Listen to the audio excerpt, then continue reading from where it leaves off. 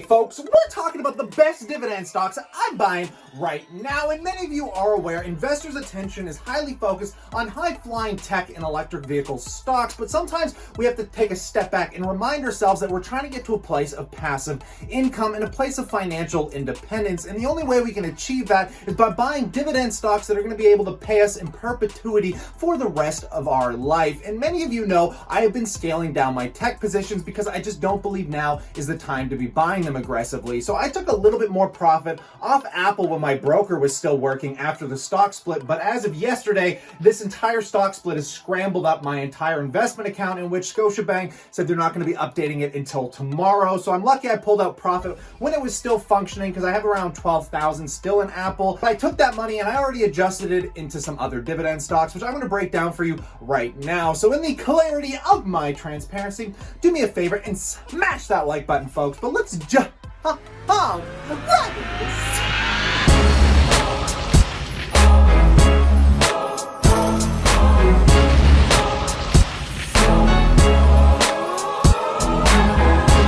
Welcome back.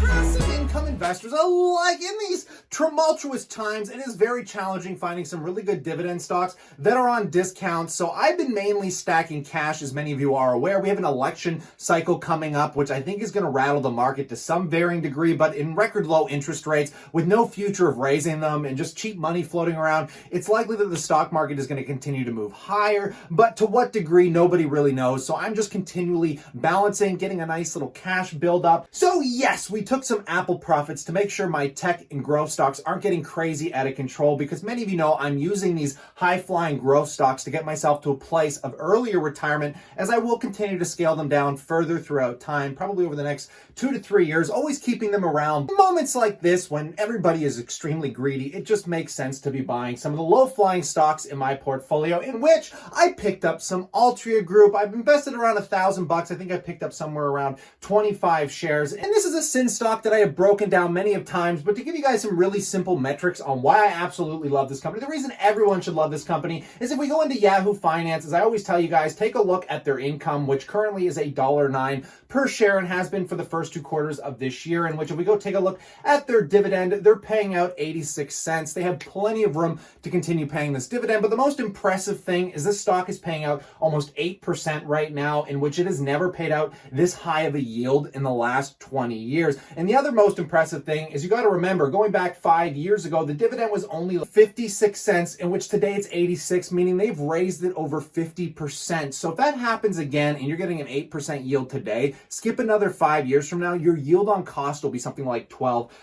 This is a dividend king that usually flourishes in recessionary times, which I broke down their last earnings, which proved that is more and more people were actually smoking than they ever have been before, leading me into numero dos. Here we're talking about British American tobacco. Now this one, however, getting a little bit more beat up because of the pandemic. Nonetheless, let me share with you another metric on why I absolutely love this company here, which currently trades at a PE of only 9.2. But if we go into their balance sheet, this is a metric I haven't touched base on in a while, but it's a very valued metric on understanding discounted stocks, because we can see they have a total asset of around 141 million pounds. We're not talking about dollars here. It's a UK company, but if we scroll down to the total liabilities, in which they have about 76 billion, if we were to minus that out, we'd be left somewhere between 65 and 70 billion dollars in underlying assets, in which if we look at their current market cap, it only sits at 78 billion. So you are actually buying British American tobacco today for almost what its underlying assets are worth. And with a PE of 9, this looks so much more attractive to me than something like, say, an Apple or a Tesla here. And just getting into the dividends real quick here, folks, we can see BTI is now paying me out about $549, and Altria Group is now paying me out $608 US. Yes, I am exposed to the withholding tax of 15%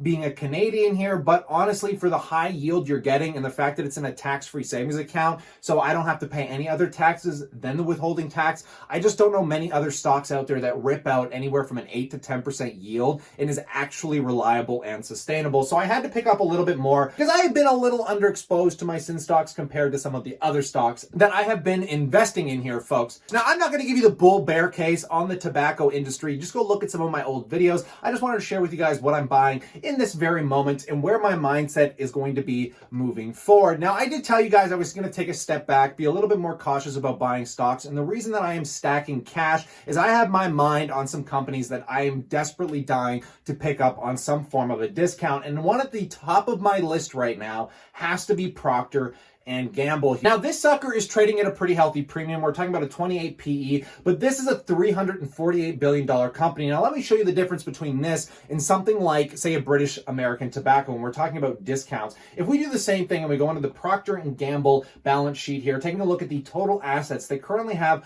$120 billion. And if we minus it from the total liabilities of $73 billion, we're going to be left with something around what, like $48 billion, which if we go back and take a look at their market cap of $348 billion, you're definitely paying a massive premium over what those underlying assets are worth. But that is just something that comes into play when you're buying super premium brands. Which again, if you've never heard of Procter & Gamble, what is wrong with you? This is one of the most recession-proof companies on the planet, because obviously we're talking about things like Tide, you're talking about things like toothpaste here, Crest, Downy, Gain, like things that people will just forever use, guys. And the coolest thing about this stock is as of recently, they have made their way into the S&P top 10 when we're talking about things like Vanguard and BlackRock here, because currently Procter & Gamble sits at number 9 on the list. And many of you know I always advocate toward owning some of these S&P top 10 stocks because they typically always perform the best. So up here, I currently own Apple, I own Microsoft, I own Facebook, I own Johnson & Johnson, and I would really love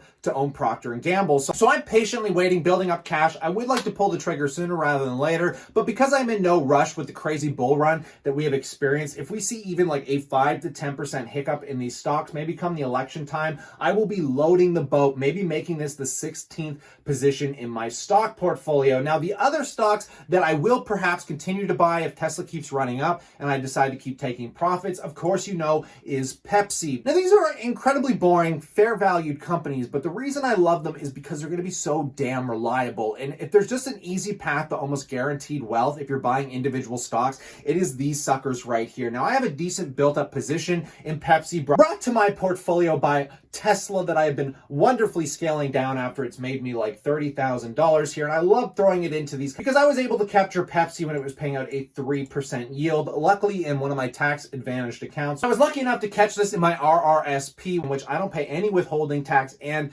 no income tax. So it's really nice to see how this thing is going to grow over time. Now, the other ones that I don't own that I am paying a lot of attention to, things that I wish I bought in the past, but we're talking about things like McDonald's here, guys, another really boring stock that trades at way too high of a premium because it currently trades at a 34 PE, and not one that I would be willing to buy at the current price levels. But if earnings pick up, that PE comes down, it's potentially going to make its way onto my buy list here, folks. And then finally, another one that I own that you just need to own this. It bothers me people don't find this stock attractive, but we're talking about Johnson & Johnson here, which is currently trading cheaper than Pepsi, McDonald's, and Procter & Gamble with a 2.6% dividend yield and one of the largest healthcare companies in the world worth $400 billion. I don't need to give you this bull case. I do every time here, guys. I have loaded the boat on this sucker. Also, primarily thanks to the Tesla gains, but I got about $13,000 now sitting in Johnson & Johnson. I'm done scaling it. I promise you, if you want almost like the easiest path to guaranteed wealth over the long term,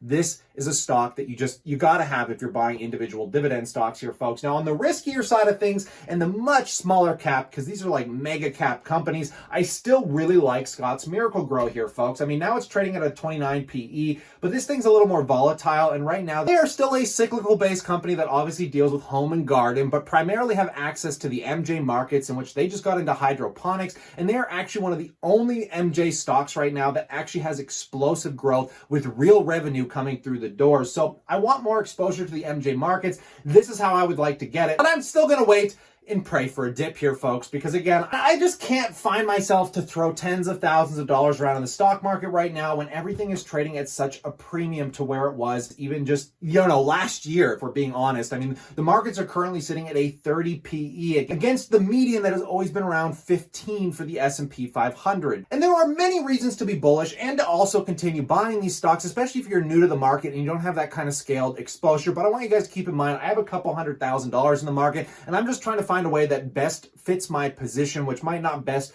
fit yours. But these are my opinions because I already have high growth exposure. And you know over time that I will always continue to use that growth to further fund dividend stocks like J&J and like Pepsi, because those are the stocks that are going to help me to financial independence and also offer me the stability in these tumultuous times. And in this clarity of dividends, you'll realize that even going into one of these wicked crashes that we just experienced, even though my stock portfolio dropped 30%, I was still collecting paychecks, baby. And that is something Tesla will not be able to do for you. So I would love to know what you guys think in that comment section below. But stay cool, stay awesome, and I'll catch you tomorrow.